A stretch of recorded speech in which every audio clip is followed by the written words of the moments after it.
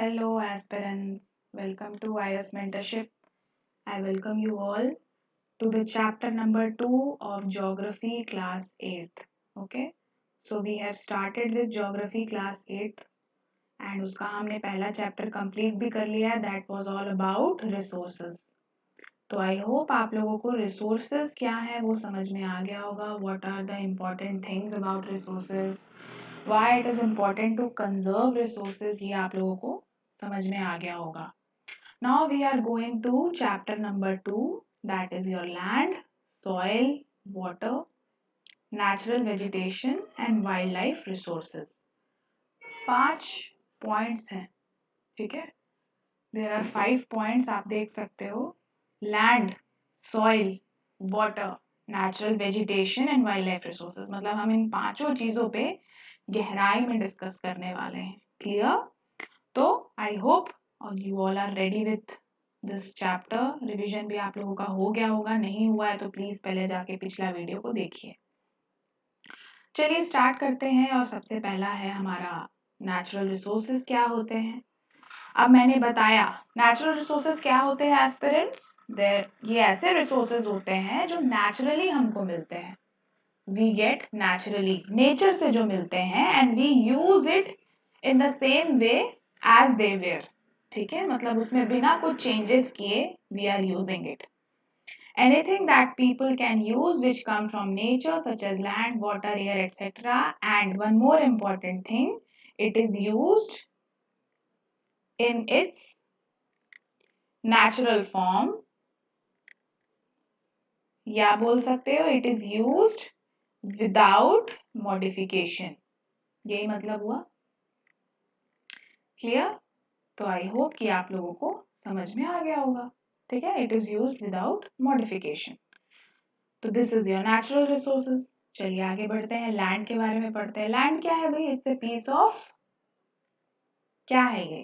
पहले तो it's a piece of your soil बोल सकते हो आप, है ना. Well developed soil.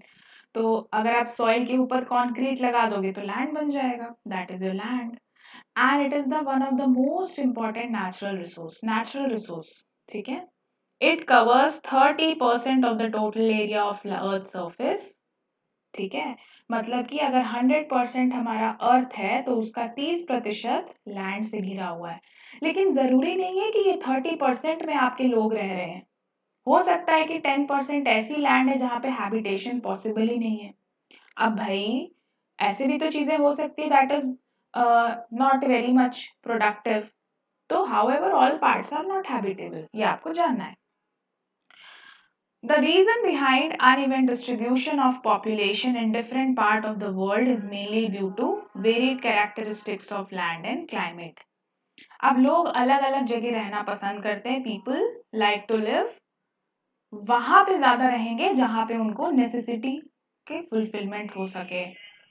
अब माउंटेनियस रीजन में बहुत कम लोग रहेंगे क्योंकि उसका टेरेन, उसकी अवेलेबिलिटी, हो सकता है कि आपको fruit shop, vegetable shop proper जगह पे ना मिल सके, तो वहां पे हैबिटेशंस कम होंगे.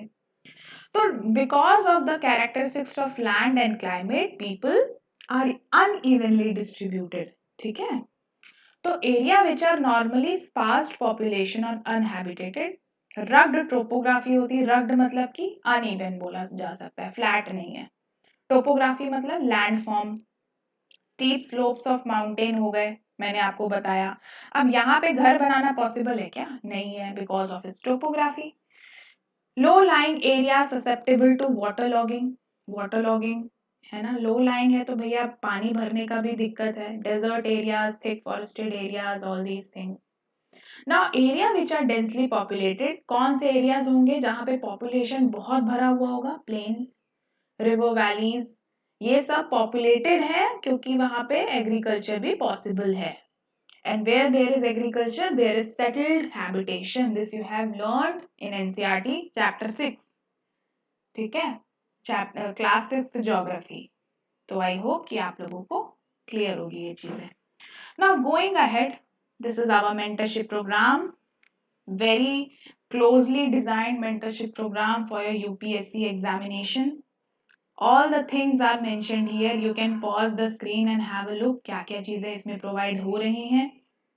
और ये हमारा IAS मेंटरशिप फाउंडेशन प्रोग्राम है फॉर दो students who actually need support from the start of their preparation. एकदम स्टार्ट से, जो बेसिक से जो चाहते हैं कि हमेशा मेंटर का सपोर्ट रहे, तो उनके लिए ये प्रोग्राम है। रियासत अली सर हैं आपके IAS मेंटर। इन्होंने बहुत सारे स्टूडेंट्स की हेल्प की है, आप फोटोज भी देख सकते हो। He has helped a lot of students to clear CSE examination.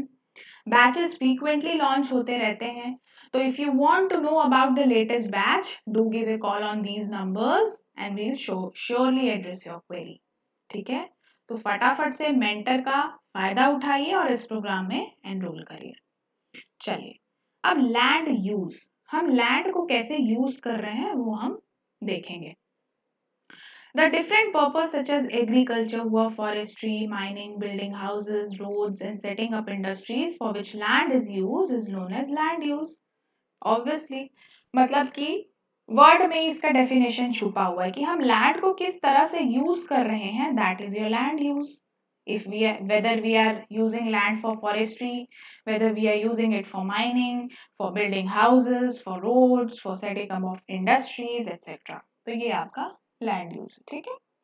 Now the factors that determine the use of land are, land का use कैसे किया जा सके, कौन कौन से ऐसे फैक्टर्स हैं जो डिटरमाइन करते हैं। पहला तो भैया टोपोग्राफी, किस टाइप का लैंड फॉर्म है। पहाड़ी एरिया तो वहां पे land use will be very less because that will be not be habitable also, not suited for proper agriculture also. Next, what type of soil it is having. If it is having salty soil, बहुत ही less production होगा. If it is having alluvial soil, more production होगा. Climate, क्या लगता है आपको, बर्फीले जगह पे will you be able to see mango tree? No. Proper climate हुआ, सन भी है, रेन भी है, ट्रॉपिकल टाइप ऑफ क्लाइमेट, ठीक है, ट्रॉपिकल एरियाज में जो क्लाइमेट होता है that is well suited. Minerals, availability of minerals very important है ना, फॉर बिजनेस कैरिंग और for the development etcetera etcetera. Availability of water, ये भी बहुत इंपॉर्टेंट है क्योंकि कहीं पे भी जाओ वाटर का तो मतलब बहुत ही बड़ा रोल प्ले होता है। The availability of water is a very big thing. So these are some of the factors which are actually determining how we can use the land, and this is nothing but your land use, ठीक है। अब now important determinants of land use pattern. अब land जो use कर रहे हैं हम, उसके पीछे क्या क्या कारण है वो हम जानते हैं। सबसे पहला तो ह्यूमन फैक्टर, लोगों के द्वारा किया हुआ फैक्टर। पहला पॉपुलेशन, बहुत ज्यादा पॉपुलेशन कहाँ रहेगी आपकी, प्लेन्स में रहेगी, तो वहां पे लैंड यूज कैसा रहेगा, लोग will be, people will use that land for their industry development, for housing etcetera etcetera. Technology कैसी है वहां पे, availability, that is also playing a very important role, तो ये आपको जानना है। Land division on the basis of private land and community land, दो तरह के लैंड होते हैं, एक कम्युनिटी लैंड होती है, एक प्राइवेट लैंड होती है। देखिए बेसिक डिफरेंस आप जानो बस, बेसिक डिफरेंस क्या है। कम्युनिटी लैंड का मतलब है पार्क्स, पार्क्स आप कभी भी जा सकते हो, घूम सकते हो, गवर्नमेंट के द्वारा बनाई गई है वो, है ना, ऐसा तो नहीं कि आपको मना कर देंगे। Parks are community land, it's of community. Private land, your home, everyone cannot enter your home, it's your private, it's your privacy area, तो ये आपका प्राइवेट लैंड हो गया। It is owned by individuals. Now community land is owned by community for Commons, uses like collection of fodder, fruits, nuts, medicinal herb etcetera. मतलब जो लोगों के लिए, पार्क्स हो गया आपका, उसके बाद आपके कोई ग्रुप है, कोई ग्रुप साथ में अगर एक बड़ा सा एरिया लिए वहां पे एग्रीकल्चर कर रहे हैं, तो वो भी कम्युनिटी हो गया क्योंकि कम्युनिटी के द्वारा डेवलप किया गया है ना। तो they are also called as common property resources. Clear. Population and demands are increasing, obviously we know that population increase हो रही है तो लोगों का डिजायर भी बढ़ रहा है। पहले 5 लोग डिमांड करते थे, अब 10 लोग डिमांड कर रहे हैं, अब इसके फिर डबल हो रहे हैं, 20 लोग डिमांड कर रहे हैं, लेकिन लैंड तो उतना ही है ना भाई, लैंड इज उतना ही, that is why what is happening, congestion, है ना, that is why crowding is happening. Crowding, ठीक है। और क्राउडिंग हो रही है तो क्या हो रहा है, हाइजीनिक कंडीशंस नहीं मिल पा रही है पीपल को रहने के लिए, जहाँ पे घर मिल रहा है वहीं पे रह ले रहे हैं। Many constructional activities are also going on, agriculture land is expanding. देखो एग्रीकल्चर भी बढ़ रहा है, आपकी इंडस्ट्रीज भी बढ़ रही हैं, ये सब की वजह से लैंड जो है उसकी क्वालिटी खराब हो रही है। The land is being degraded because people's demand are increasing, because people are themselves increasing, population is increasing. तो ओवरलोड हो रहा है लैंड पे, प्रेशर पड़ रहा है लैंड पे, तो लैंडस्लाइड्स भी हो रहे हैं, है ना। अभी आप लोग देख रहे होगे, मनाली का न्यूज में देख रहे होगे, how the worst situation is happening there, soil erosion हो रहा है, डेजर्टिफिकेशन हो रहा है। तो ये सब जो है, भले आप अपने कंट्री को तो डेवलप कर रहे हो, भले आप you are doing for the people, you are providing jobs in agriculture, you are making your country competitive in your world trade by building more and more industries. But if you look on the other hand, you are also giving threat to the environment. बातें समझ में आ रही है ना, सही लिखा हुआ है ना एनसीईआरटी में, यस, ठीक है, okay. Now it is very important to conserve land resources, ये तो हमको समझ में आ ही रहा होगा, है ना। Why land is being degraded, I have already told you there are many reasons for it. Large scale destruction of forest cover and fertile land due to increasing demand. सबसे मेजर कॉज आप बोल सकते हो population increase, इसी से सारे reasons linked हैं। Population बढ़ रही है तो डिमांड बढ़ रही है, डिमांड बढ़ रही है तो यूज बढ़ रहा है, यूज बढ़ रही है तो चीजें खराब हो रही है, right, fine, okay. Now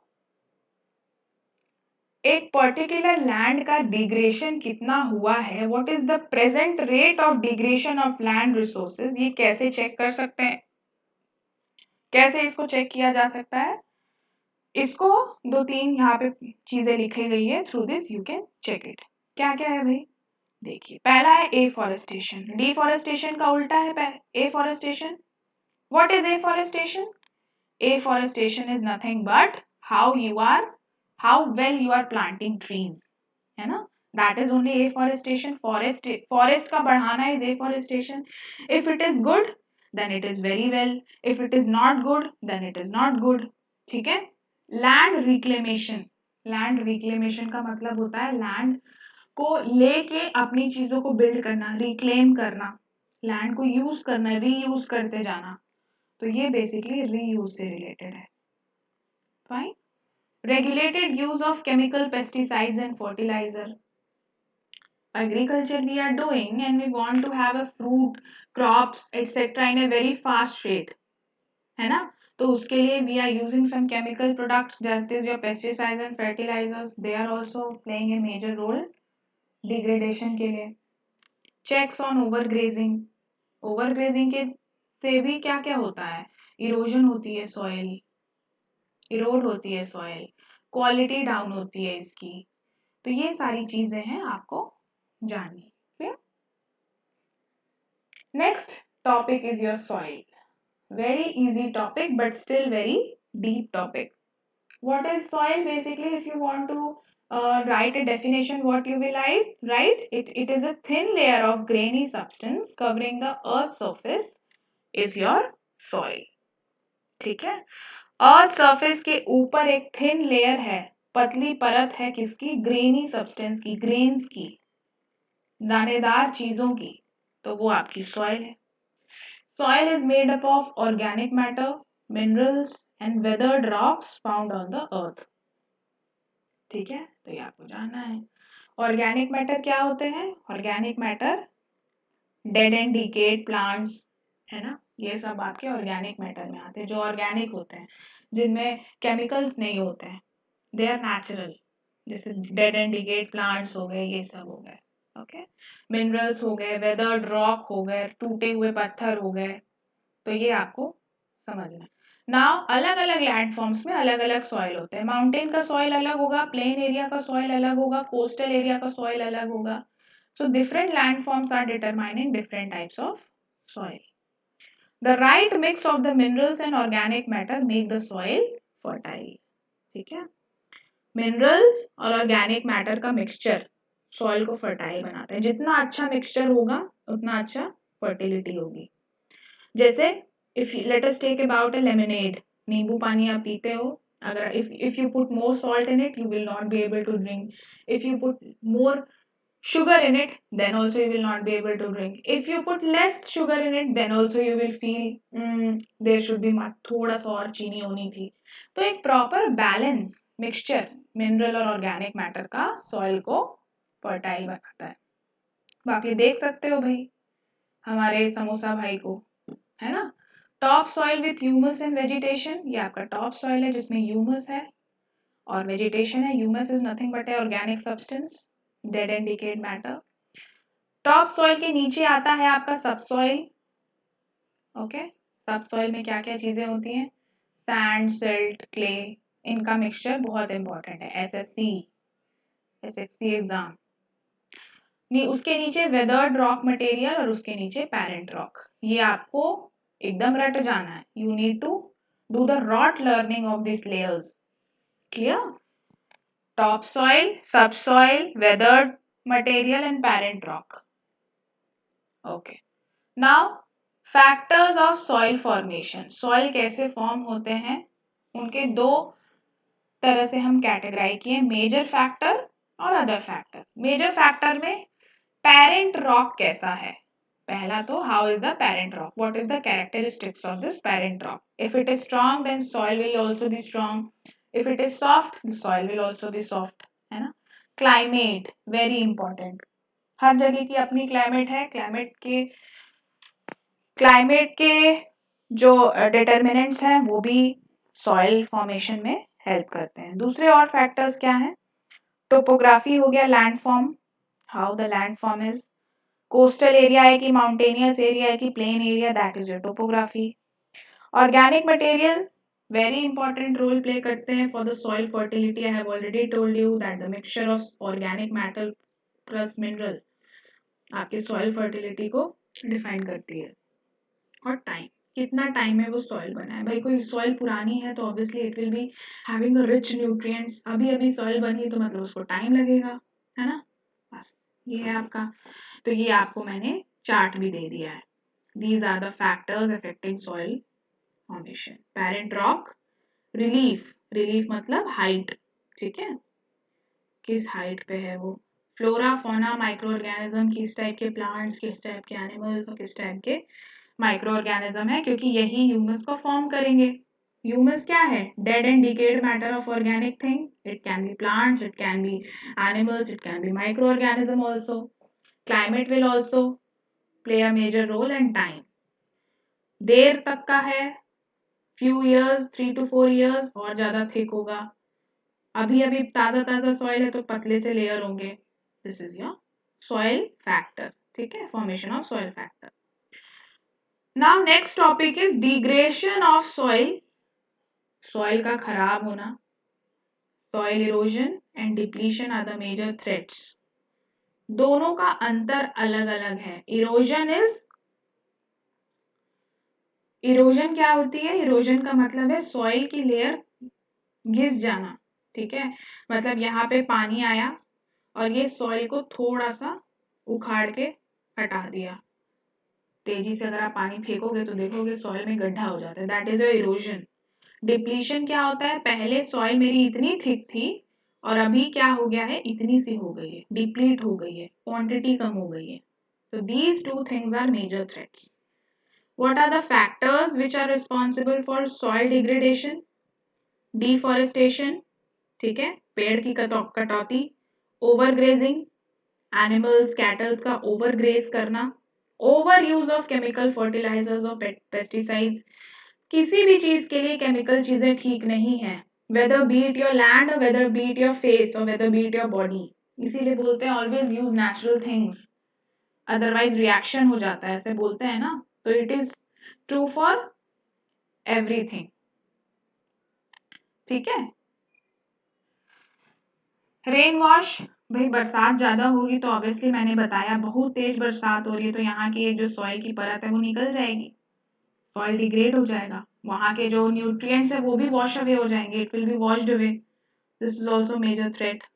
landslide, पूरी लैंड ही गिर गई, यहाँ से पूरा लैंडस्लाइड हो गया, बची क्या चीज, सॉइल तो डिग्रेड ही हो गया ना, very common sense. Floods, no doubtedly it is also very important. Clear? चीजें समझ में आई? किसी को कोई डाउट है बताइए। Take time, take 1 minute time and then we will move ahead.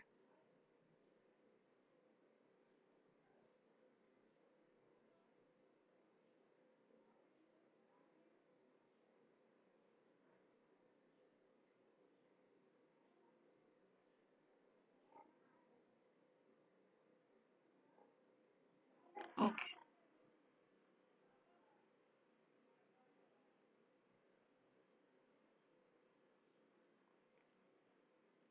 Next चलिए आगे बढ़ते हैं और बात करते हैं सॉइल कंजर्वेशन की।